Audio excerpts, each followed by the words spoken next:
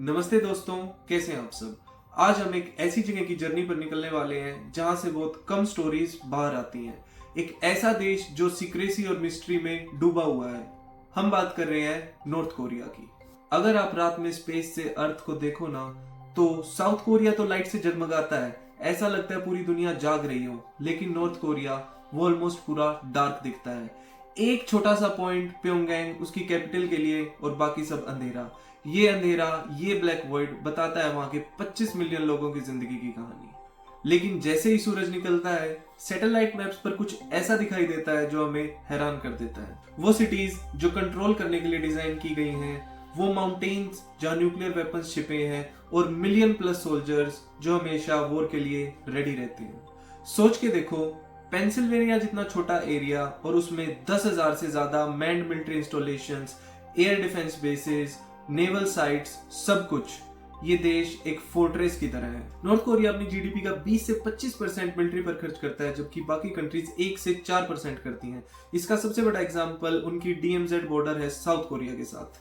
यहाँ 900 artillery guns सीधा Seoul पर एम किए हुए हैं, जो कॉन्फ्लिक्ट होने पर हर मिनट 10,000 राउंड फायर कर सकते हैं। उनका प्रॉमिस है साउथ कोरिया को सी ऑन फायर में बदल देना। यहाँ सिर्फ हजारों लैंडमाइंस ही नहीं, बल्कि hundreds of check points, observation post और मिलिट्री फैसिलिटीज हैं। और क्या आप जानते हैं, नॉर्थ कोरिया अंडरग्राउंड टनल्स का एक जाल बना हुआ है। कोरियन वॉर में पूरा देश अमेरिकन बॉम्ब से तबाह हो गया था। उन्होंने अपनी डिफेंस स्ट्रेटेजी इसी डर के अराउंड बनाई है। बहुत सारे फोर्टिफाइड टनल्स और बेसिस, कुछ वेपन स्टोरेज के लिए हैं और कुछ तो साउथ कोरिया में अपने ट्रूप्स मूव करने के लिए बनाए गए हैं। साउथ कोरिया ने कई ऐसे टनल्स डिस्कवर भी किए हैं जहां से नॉर्थ कोरियन ट्रूप सीक्रेटली घुस सकते थे। लेकिन इन टनल्स का एक और मकसद भी है।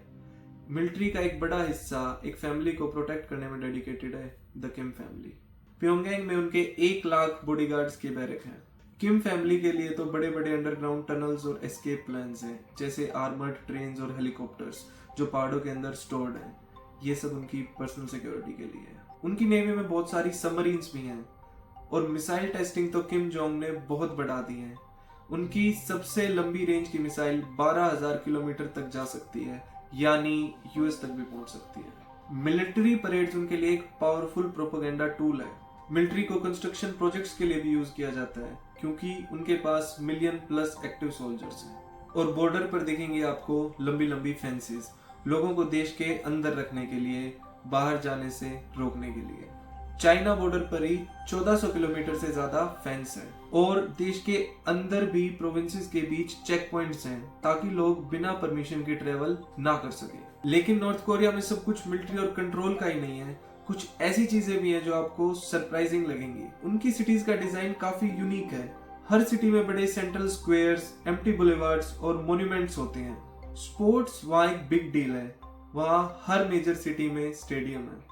लेकिन डिफेक्ट्स रिपोर्ट्स के अकॉर्डिंग कुछ स्टेडियम्स को पब्लिक एग्जीक्यूशन और पब्लिक शेमिंग्स के लिए भी यूज किया गया है। और हाँ, अब हर सिटी में ट्रैफिक पार्क्स भी बनाए गए हैं किड्स को ट्रैफिक रूल सिखाने के लिए, क्योंकि अब ट्रैफिक थोड़ा बढ़ने लगा है। चलिए चलते हैं हैमहंग, जो एक बड़ा इकोनॉमिक हब है केमिकल्स के लिए। यहाँ पर अंडरग्राउंड फैसिलिटीज में केमिकल स्टोर किए जाते हैं, जो नॉर्थ कोरिया का अंडरग्राउंड रखने का तरीका है। यहाँ एक बहुत इंपॉर्टेंट फैक्ट्री है जो विनालोन बनाती है। विनालोन एक सिंथेटिक फैब्रिक है जो कोल और लाइमस्टोन से बनता है, जिन चीजों की नॉर्थ कोरिया में भरमार है। ये उनके सेल्फ रिलायंस पुश करने का पार्ट है, और इससे यूनिफॉर्म से लेकर कर्टेन्स तक सब कुछ बनता है। और हाँ, यहाँ से चाइना को कोल भी एक्सपोर्ट होता है, जो सैंक्शन का वायलेशन हो सकता है। फिर सेमजियोन जैसी सिटीज हैं जो बहुत तेजी से बनी है। यहाँ तक कि उन्होंने यूथ कंस्ट्रक्शन ब्रिगेड का यूज किया, जिसमें यंग लोग 10-12 घंटे काम करते हैं अपनी लॉयल्टी शो करने और सोशल क्लास में आगे बढ़ने के लिए। वो बहुत तेजी से बिल्ड करते हैं, लेकिन कंस्ट्रक्शन स्टैंडर्ड्स और क्वालिटी पर सवाल उठते हैं। अब बात करते हैं चोंगजिन की, जो ईस्ट कोस्ट पर एक इंडस्ट्रियल पोर्ट सिटी है।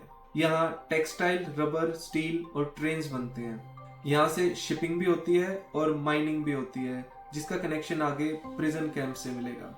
सबसे शॉकिंग चीज है वहाँ की ब्लैक मार्केट। 1990s में सोवियत यूनियन के कोलैप्स के बाद नॉर्थ कोरिया को एक बड़ा हिट लगा, क्योंकि वो सोवियत एड पर डिपेंड करते थे। पूरे देश में एक बड़ा फेमिन आया, मिलियंस ऑफ पीपल डाइड। तब ब्लैक मार्केट ही एक तरीका था लोगों के सरवाइव करने का। गवर्नमेंट ने 2008 में इसको क्रैकडाउन करने की कोशिश भी की, लेकिन लोग, खासकर वुमेन मर्चेंट्स ने प्रोटेस्ट किया और गवर्नमेंट को अलाउ करना पड़ा। आज भी ये मार्केट पूरे देश में है। लोग चाइना से स्मगल्ड गुड और होममेड आइटम्स खरीदते बेचते हैं। ये इनफॉर्मल इकोनॉमी बताती है कि नॉर्थ कोरिया का सर्वाइवल चाइना की वजह से है, जो उनके लिए एक लाइफलाइन है, और दूसरा कि उनकी centrally planned communist government goods और सर्विसेज को लोगों तक पहुंचाने में बिल्कुल फेल है। ब्लैक मार्केट के बिना नॉर्थ कोरिया सरवाइव नहीं कर पाता, लेकिन रेजाइन इस पर कंट्रोल रखती है, फीस लेती है और बीच बीच में क्रैकडाउन्स भी करती है। और अब नॉर्थ कोरिया का सबसे डार्क साइड, प्रिजन कैंप्स।